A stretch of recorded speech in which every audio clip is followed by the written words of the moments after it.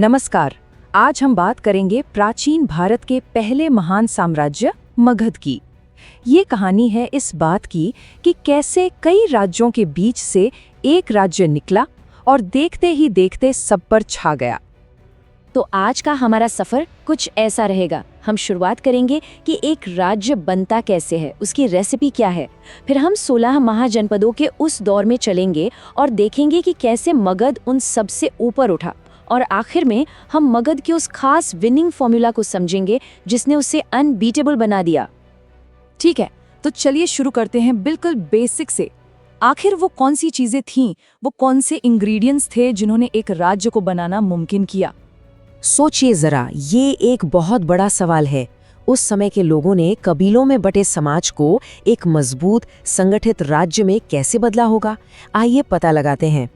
देखिए, सब कुछ शुरू हुआ लोहे की टेक्नोलॉजी से। बेहतर लोहे के औजारों का मतलब था ज्यादा फसल, यानी एग्रीकल्चरल सरप्लस। अब जब पेट भरने से ज्यादा अनाज होने लगा तो एक चेन रिएक्शन शुरू हो गया। कुछ लोग अब खेती छोड़कर दूसरे काम कर सकते थे, जैसे कि कारीगरी। इससे व्यापार बढ़ा और बढ़ते व्यापार को संभालने और सुरक्षा देने के लिए जरूरत पड़ी टैक्स की और एक परमानेंट आर्मी की। तो यहाँ एक बहुत बड़ा मेंटल शिफ्ट आया। पहले लोग जन यानी अपने कबीले के वफादार थे। कबीला जहाँ जाता लोग उसके साथ। लेकिन जनपद का मतलब था कि अब लोगों की वफादारी उस जमीन से थी जहाँ वो बस गए थे। इसी बदलाव ने राजाओं को एक तय इलाके पर राज करने का हक दिया। अब जैसे जैसे व्यापार और टैक्स का सिस्टम जटिल होता गया तो लेन देन के लिए एक नई चीज की जरूरत पड़ी, और वो थी करेंसी। ये जो पंच्ड मार्क्ड सिक्के थे, ये इसी जरूरत से पैदा हुए। इन्होंने बार्टर सिस्टम यानी चीजों की अदला बदली को खत्म किया और इकोनॉमी को एक नए लेवल पर ले गए। तो अब जब राज्य बनने की रेसिपी तैयार थी तो मैदान में कई खिलाड़ी उतर आए। ये दौर था 16 बड़े बड़े राज्यों का, जिन्हें हम महाजनपद कहते हैं। ये उस वक्त का पॉलिटिकल बैटलग्राउंड था। अब यहाँ एक मजेदार बात यह है कि उस दौर में हर जगह राजा का ही शासन नहीं था। हाँ, ज्यादातर राजतंत्र थे जहाँ राजा की ही चलती थी। लेकिन वैशाली जैसे कुछ ताकतवर गणराज्य भी थे, जिन्हें गण संघ कहते थे। यहाँ शासन कोई एक राजा नहीं बल्कि चुने हुए लोगों की एक सभा करती थी। मतलब एक बिल्कुल अलग पॉलिटिकल सिस्टम। शुरुआत में जो बड़े खिलाड़ी थे वो थे काशी और कौशल। खासकर काशी, जो अपने कॉटन टेक्सटाइल के लिए बहुत मशहूर हो गया था। गंगा नदी के किनारे बसा होने की वजह से ये एक बड़ा ट्रेडिंग हब बन गया। और अब आते हैं हमारी कहानी के असली हीरो पर, वो राज्य जिसने धीरे धीरे सबको पीछे छोड़ दिया। चलिए अब पूरी तरह से मगध पर और उन जबरदस्त शासकों पर फोकस करते हैं जिन्होंने इसकी नींव रखी। कहानी शुरू होती है हर्यंक वंश से, और इसके संस्थापक थे बिम्बिसार। ये सिर्फ एक राजा नहीं थे, बल्कि रणनीति और कूटनीति के एक मास्टर थे।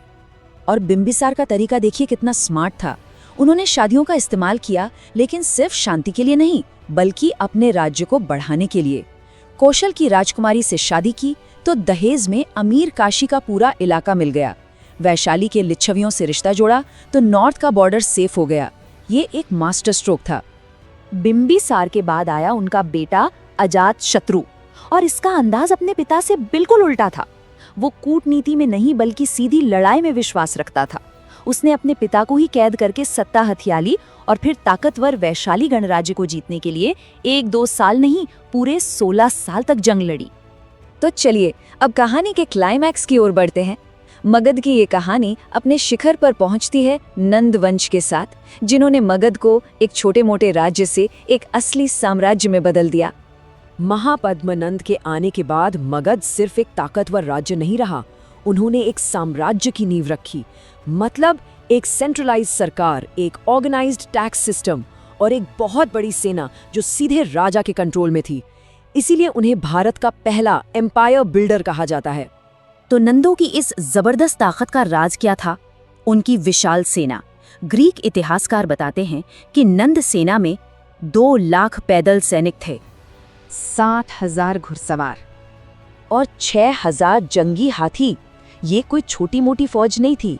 कहते हैं कि इसी सेना का खौफ था कि सिकंदर की सेना ने भी आगे बढ़ने से इनकार कर दिया था। तो सवाल ये है कि आखिर मगध ने ये सब कैसे किया? वो अपने सारे दुश्मनों को हराकर टॉप पर कैसे पहुंचा? आइए अब उस सीक्रेट फॉर्मूले को समझते हैं जिसने मगध को अजेय बना दिया। मगध के पास एक पूरा विनिंग कॉम्बिनेशन था।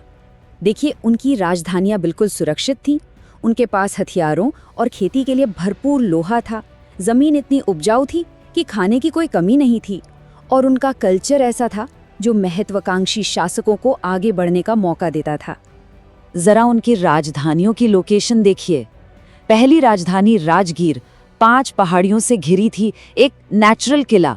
और बाद में जो राजधानी बनी पाटलिपुत्र, वो तो एक जल दुर्ग थी, यानी चारों तरफ से नदियों से घिरी हुई। उस पर हमला करना लगभग नामुमकिन था।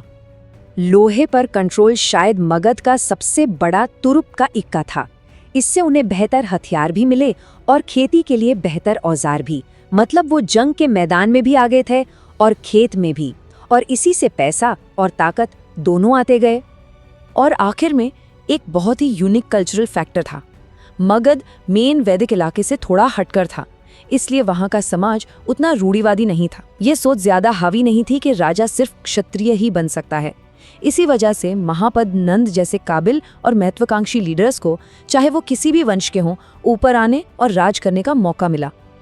और ये कहानी हमें एक बहुत ही दिलचस्प सवाल पर लाके छोड़ देती है। जरा सोचिए, अगर मगध की जगह काशी, कौशल या कोई और महाजनपद ये रेस जीत जाता, तो आज भारत का इतिहास और शायद भूगोल भी कितना अलग होता। मगध की उस जीत की विरासत आज भी हमारे साथ है।